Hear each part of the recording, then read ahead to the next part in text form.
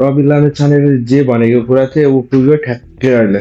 यो सबजना मिल्ने भएर अब एक्लै राष्ट्रिय स्वतन्त्र पार्टी एक्लै चुनाव लड्ने भयो। यिनीहरू सब हार्ने ठाउँ देखेर यिनीहरू सबजना गठबन्धन गर्ने भित्रभित्रै भइसक्यो।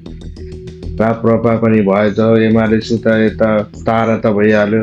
अब काङ्ग्रेस चाहिँ अहिले काङ्ग्रेसको चाहिँ अहिले कन्फर्म भएको छैन, नत्र अरू सब पार्टी मिलिसक्यो यिनीहरू भित्रभित्रै गठबन्धन गर्नलाई, एकअर्कालाई हराउनको लागि। यता राजेन्द्र लिङ्गदेन उठेको ठाउँमा एमालेले सहयोग गर्ने, अनि उता केपी शर्मा उठेको ठाउँमा राप्रपाले सहयोग गर्ने, अनि रेणु दाल उठेको ठाउँमा एमालेले सहयोग गर्ने, अनि फेरि यता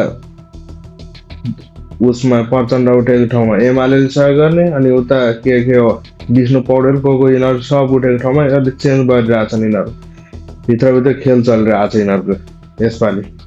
Rabi Lamichhane all versus one भन्थ्यो, ठ्याक्कै अल भर्सेस वानै हुने भयो जस्तो छ है। ल यसपालि भोट हाम्रालाई भन्दा राम्रोलाई दिउँ सबैजना नेपालीहरूले।